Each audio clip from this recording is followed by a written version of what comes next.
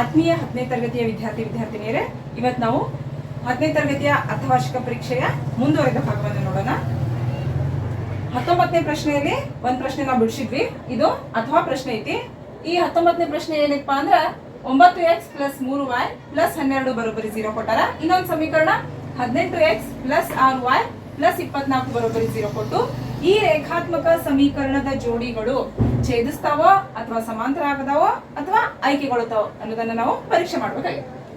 ನಮಗ ಎರಡು ರೇಖಾತ್ಮಕ ಸಮೀಕರಣದ ಜೋಡಿ ಕೊಟ್ಟಾಗ ಅವು ಛೇದಿಸ್ತಾವೋ ಅಥವಾ ಸಮಾಂತರ ಅದಾವೋ ಅಥವಾ ಆಯ್ಕೆಗೊಳ್ತಾವೋ ಅನ್ಕೊಳಕ ನಮಗ 3 ಕಂಡೀಷನ್ ಅದಾವ. ಯಾವ್ಯಾವು? a1/a2 = b1/b2 not equal to ಇದ್ದು ಅಂತಂದ್ರ ಆ ಎರಡು ರೇಖೆಗಳು ಛೇದಿಸ್ತಾವ. ಆದರ್ಶ ರೂಪಗಳನ್ನು ಮೊದಲು ಬರ್ಕೊಳ್ಳೋದು. ಏನೇನದಾವ ಆದರ್ಶ ರೂಪ? a1x + b1y + c1 = 0, a2x + b2y + c2 = 0. ಇವೆರಡು ನಮಗ ರೇಖಾತ್ಮಕ ಸಮೀಕರಣಗಳ ಎಲ್ಲ ಆದರ್ಶ ರೂಪದವು. ಆಮೇಲೆ ಏನೇನ್ ಕಂಡೀಷನ್ ಅಂದ್ರೆ ಈಗ ಛೇದಿಸುವುದಿತ್ತಂದ್ರ a1/a2 not equal to b1/b2 ಬಂದಿರ್ತದೆ. ಅದ ಆ ರೇಖೆಗಳು ಸಮಾಂತರವಾಗಿದ್ದು ಅಂದ್ರ a1/a2 = b1/b2 not equal to c1/c2. ಈ ರೀತಿ ಬಂದ್ರ ಆ ಎರಡು ರೇಖೆಗಳು ಸಮಾಂತರ ಆಗಿರ್ತಾವು. ಇನ್ನ ಆಯ್ಕೆಗೊಳ್ಬೇಕಾದ್ರೆ ಏನ್ ಕಂಡೀಷನ್ ಐತಪ್ಪ ಅಂದ್ರ 3 ಸಮ ಇರ್ಬೇಕು. a1/a2 ಬರೋಬ್ಬರಿ b1/b2 ಬರೋಬ್ಬರಿ c1/c2. ಈ ರೀತಿ 3 ಸಮ ಬಂದು ಅಂತಂದ್ರ ಆ ಕೊಟ್ಟಂತಹ ಎರಡು ರೇಖೆಗಳು ಆಯ್ಕೆಗೊಳ್ತಾವ ಅಂತ ಹೇಳ್ತೇವೆ ನಾವು. ಇನ್ನ ಆದರ್ಶ ರೂಪಕ್ಕ ಮತ್ ಅವ್ರು ಕೊಟ್ಟಂತಹ ಸಮೀಕರಣಕ್ಕ ಹೋಲಿಕೆ ಮಾಡ್ಬೇಕು. ಒಂದೇದ್ ಏನ್ ಕೊಟ್ಟಾರ ಅದನ್ನ ಮತ್ತೊಂದ್ಸರಿ ಬರ್ಕೋತೀನಿ. 9x + 3y + 12 ಬರೋಬ್ಬರಿ 0. ಇದನ್ನ ಇಕ್ವೇಶನ್ 1 ಅಂತೀನಿ. ಆಮೇಲೆ ಎರಡನೇದು 18x + 6y + 24 = 0. ಇದು ಇಕ್ವೇಶನ್ 2. ಈಗ ಆದರ್ಶ ರೂಪದ ಒಂದೇ ಸಮೀಕರಣ ಮತ್ತು ಅವ್ರು ಕೊಟ್ಟಂತಹ ಒಂದೇ ಸಮೀಕರಣ ಎರಡು ಹೋಲಿಕೆ ಮಾಡೋದು. ಇಲ್ಲಿ x ಕ್ಕೆ a1 ಐತಿ, ಇಲ್ಲಿ x ಕ್ಕೆ 9 ಐತಿ. ಅಂದ್ರ a1 = 9, a1 = 9. ಇಲ್ಲಿ ನೋಡ್ರಿ y b1 ಐತಿ, ಇಲ್ಲಿ y ಕ 3 ಐತಿ. ಹಾಗಾದ್ರ b1 = ನಾವ್ ಏನ್ ಬರ್ಕೋಬಹುದು? 3. ಇಲ್ಲಿ ಸ್ಥಿರಾಂಕ c1, ಇಲ್ಲಿ ಸ್ಥಿರಾಂಕ 12. ಅಂದ್ರೆ ಡೈರೆಕ್ಟ್ ಆಗಿ ನಾವು c1 = 12 ಅಂತ ತಗೊಂತೀವಿ. ಇಲ್ಲಿ ನೋಡ್ರಿ x ಕ್ಕೆ a2 ಗುಂಡ್ಲೆ ಐತಿ, ಇಲ್ಲಿ x ಕ್ಕೆ 18 ಗುಂಡ್ಲೆ ಐತಿ. ಅಂದ್ರ a2 = 18 ಅಂತ ಡೈರೆಕ್ಟ್ ಆಗಿ ನಾವು ತಗೊಂತೀವಿ. ಇನ್ನ b2 ಎಷ್ಟಾಕತಿ? 6, c2 ಎಷ್ಟಾಕತಿ? 24. ಈ ರೀತಿ ಮೊದಲ ಹೋಲಿಕೆ ಮಾಡಿಕೊಂಡು a1 b1 c1 a2 b2 c2 ಇಷ್ಟು ಬೆಲೆಗಳನ್ನು ತಕೊಳ್ಳೋದಾಗಿಂದ ಇನ್ನ ಕಂಡೀಷನ್ ನೋಡೋಣ. ಈಗ a1/a2 b1/b2 c1/c2 3 ಬರ್ಕೊಂಡ್ಬಿಡೋನು.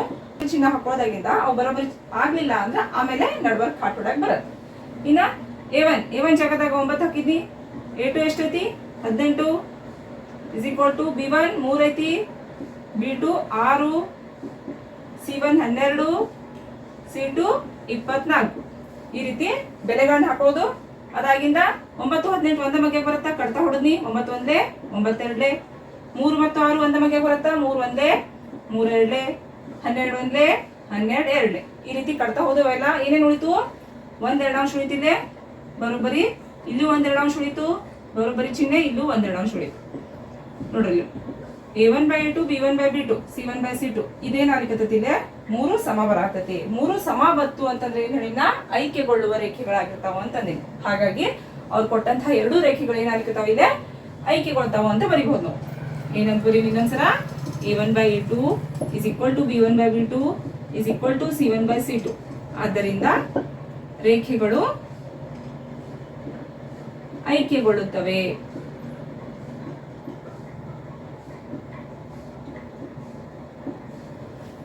ಈಗ 20ನೇ ಪ್ರಶ್ನೆ ನೋಡ್ರಿ. 1, 5, 9, 15 ಈ ಸಮಾಂತರ ಶ್ರೇಣಿಯ ಪದವು 77 ಆಗಿದೆಯೇ ಎಂಬುದನ್ನು ಸೂತ್ರ ಬಳಸಿ ಕಂಡುಹಿಡಿಯಿರಿ ಅಂತಂದ. ಏನೇನ್ ಕೊಟ್ಟಾರ ಮೊದಲು ಬರ್ಕೊಳ್ಳೋ ದತ್ತಾಂಶಗಳನ್ನ?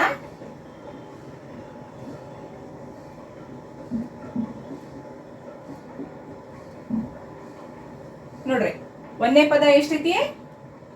ಎ ಅಂತ ತಗೋತೇವೆ ಅದನ್ನ 1. ಇನ್ನ ಸಾಮಾನ್ಯ ವ್ಯತ್ಯಾಸ ಹೆಂಗ್ ಕಂಡಿತೇವೆ ನಾವು a2 ಮೈನಸ್ a1 ಸೂತ್ರ ಬಳಸ್ತೇವೆ. a2 ಮೈನಸ್ a1 ಎಷ್ಟೈತಿ ಸಮಾಂತರ ಶ್ರೇಣಿ ಎರಡನೇ ಪದ ಇಲ್ಲಿ 5 ಮೈನಸ್ ಮೊದಲನೇ ಪದ ಎಷ್ಟೈತಿ 1. 5 1 ಹೋತಂದ್ರ 4. ಡಿ ಸಿಕ್ತು ನಮಗ ಎ ಸಿಕ್ತು. ಮತ್ತೇನ್ ಕೊಟ್ಟಾರ ಅವರು ಶ್ರೇಣಿಯ ಪದವು 77 ಆಗಿದೆಯೇ ಎಂಬುದನ್ನು ಪರೀಕ್ಷಿಸಿ ಅಂದ್ರ ಪದ ಕೊಟ್ಟಿಲ್ಲ ಅವರು ಪದನು 77 ಆಗಿದೆ ಅಂದ್ರೆ ಇದು ಕೊಟ್ಟಿದ್ದು ಏನ್ ಅಂತ ನಾವು ಅರ್ಥ ಮಾಡ್ಕೋಬೇಕಾಗಿ ಅವ್ರು ಕೊಟ್ಟಿದ್ದು ಏನ ಯಾವ್ದಾದ್ರು ಪದ 77 ಆಕೈತೆ ಇಲ್ಲೋ ಅಂತ ಪರೀಕ್ಷೆ ಮಾಡ್ರಂದಾರ. ಅಂದ್ರೆ ಏನ್ ಕಂಡುಹಿಡಿಬೇಕು ಇಲ್ಲಿ ಫಸ್ಟ್ ಏನ್ ಒಂದು ಪೂರ್ಣಾಂಕ ಬರ್ತೈತೆ ಇಲ್ಲ ಕಂಡುಹಿಡ್ಬೇಕು. ಪೂರ್ಣಾಂಕ ಒಳಗ್ ಬತ್ತು 77 ಈ ಒಂದು ಶ್ರೇಣಿಯ ಪದ ಆಗೈತೆ ಅನ್ನೋದು. ಪೂರ್ಣಾಂಕ ಒಳಗ್ ಬರ್ಲಿಲ್ಲ ಅಂತಂದ್ರ 77 ಈ ಒಂದು ಶ್ರೇಣಿಯ ಪದ ಆಗಿಲ್ಲ ಅಂತ ಅನ್ನೋದು. ಇನ್ನ ಏನ್ ಸೂತ್ರ ಹಾಕ್ಬಿಡೋಣ ಕೊನೆ ಪದ ಕಂಡುಹಿಡಿಯೋ ಸೂತ್ರ ಏನೈತಿ a plus n minus 1 into D. ಏನ್ ಜಾಗದಾಗ 77 ಅಂತ ಹಾಕ್ತೀನಿ. ಎ ಜಾಗದಾಗ 1 ಪ್ಲಸ್ ಚಿಹ್ನೆ n ನಮಗ್ ಗೊತ್ತಿಲ್ಲ ಹಂಗ ಇಡೋನು. ಡಿ ಜಾಗದಾಗ 4 ಹಾಕಿದ್ನಿ. ಈಗ ನೋಡ್ರಿ ಪ್ಲಸ್ 1 ಈ ಕಡೆ ತಗೊಂಡ್ಬರ್ತೀನಿ ಏನಾಕತ್ತದ -1 ಆತು. ಇನ್ನ 4 into n 4n minus 4 into 1 4. ಏನು ಇಲ್ಲ ಅಂದ್ರೆ ಗುಂಡ್ಲೆ ಇದ್ದಂಗ ಗುಣಾಕಾರ ಮಾಡೋದು. 4 ಗುಂಡ್ಲೆ 4n 4 ಗುಂಡ್ಲೆ -1 -4 ಆತ. ಇನ್ನು 77 1 ಹೋದ್ರ 76 ಉಳಿತು. ಈ -4 ಈ ಕಡೆ ತಗೊಂಡ್ಬರೋನು ಯಾಕಂದ್ರೆ n ಅಷ್ಟ ಬೇಕಾಗಿತ್ತು ನಮಗಲ್ಲಿ. n ಬಿಟ್ಟು ಏನೇನೈತಲ್ಲ ಎಲ್ಲ ಈ ಕಡೆ ತಗೊಂಡ್ಬರೋದು. -4 ಈ ಕಡೆ ಅಂತಂದ್ರ +4 ಆತು. ಈ ಕಡೆ 4n ಉಳಿತು. ಇನ್ನ 76 4 ಕೂಡ್ಸುನು ಎಷ್ಟಾಗ್ತದ 80. ಇನ್ನ n ಅಷ್ಟ ಬೇಕಾಗಿತ್ತು ನಮಗ 4 ಗುಂಡ್ಲೆ ಆಗೈತಿ. ಗುಂಡ್ಲೆ ಇದ್ದೇನೆ 4 ಈ ಕಡೆ ಬಂದ್ರೆ ಏನಾಗ್ತದು ಭಾಗ್ಲೆ ಹಿಂಗ್ ಬರ್ಕೋದು ಅಂತ ಈ ಕಡೆ ಸೈಡ್ ಬರ್ಕೊಂಡ್ರೆ ನಮಗ ಈಸಿ ಆಕೈತಿ ಮಾಡಾಕ. ಇನ್ನ ಕಡ್ತಾ ಹೊಡಿ 4 ಒಂದ್ಲೆ 4 2 8 ಈ 0 ಬರ್ಕೊಂಡ್ಬಿಡ್ತಾನೆ. ಎಷ್ಟಾತು n = 20. ಹಾಗಾದ್ರೆ ಇದು ಪೂರ್ಣಾಂಕ ಒಳಗೆ ಬರ್ಲಿಕ್ಕತೈತಿ. ಯಾವಾಗ ಇದೊಂದು ಪದ ಪೂರ್ಣಾಂಕ ಬರ್ತೈತಿ ಅವಾಗ 77 ಈ ಸಮಾಂತರ ಶ್ರೇಣಿಯ ಪದ ಆಗೈತಿ ಅಂತ ನಾವು ಹೇಳ್ಬಹುದು. ಏನಂತ ಬರೀತೀವಿ n ಒಂದು ಪೂರ್ಣಾಂಕವಾಗಿದೆ, ಧನ ಪೂರ್ಣಾಂಕವಾಗಿದೆ.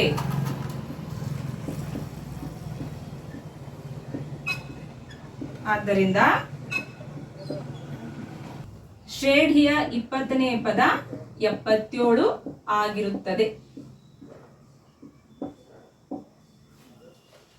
ಇನ್ನ 20ನೇ ಪ್ರಶ್ನೆ ನೋಡ್ರಿ. ಸಾಮಾನ್ಯ ವ್ಯತ್ಯಾಸ 3 10ನೇ ಪದ 32 ಆಗಿದೆ ಅಂದಾರ ಈ ಒಂದು ಸಮಾಂತರ ಶ್ರೇಣಿಯ ಮೊದಲನೇ ಪದ ಕಂಡುಹಿಡಿಯಿರಿ ಅಂತಂದ. ಸಾಮಾನ್ಯ ವ್ಯತ್ಯಾಸ 3 ನಾವು ಯಾವ ರೀತಿ ತೋರಿಸ್ತೇವೆ ಸಾಮಾನ್ಯ ವ್ಯತ್ಯಾಸವನ್ನ ಡಿ ಇಂದ ತೋರಿಸ್ತೇವೆ. ದತ್ತಾಂಶ ಅಂತ ಬರ್ಕೊಂಡ್ಬಿಡೋದು ಮೊದಲು. ಇನ್ನ 10ನೇ ಪದ 32 ಇದನ್ನ ಹೆಂಗ್ ಬರಿಬೇಕು ನಾವು a10 = 32.